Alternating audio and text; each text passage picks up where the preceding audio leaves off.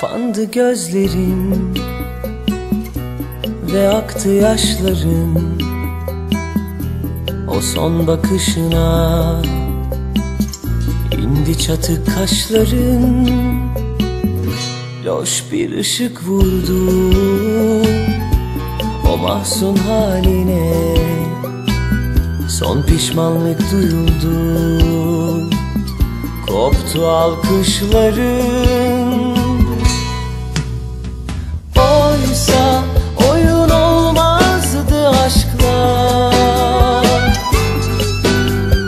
sözle, bakışlarla yaşlar. Yıllar bir anda bitecek ve aşk bir yanıp sönecek. Şimdi senin bu sürdüğünde sefa mı?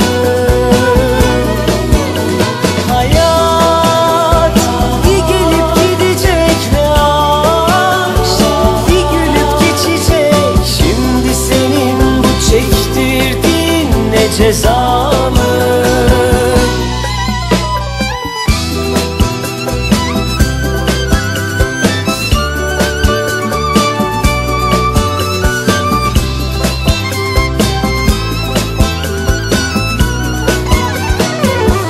Uzaklaştı ellerin, koptu bakışların. Artık başkalarına dolanacak mı kolların? Bir hıçkırık tutundu en zalim sözüne ve nefesler tutuldu, söndü ışıkların. Oysa oyun olmazdı aşklar, sözle, bakışlarla yaşlar.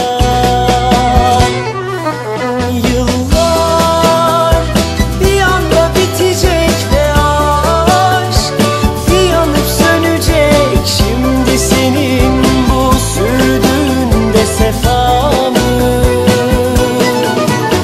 Hayat bir gelip gidecek ve aşk bir gülüp geçecek. Şimdi senin bu çektirdiğin ne ceza mı?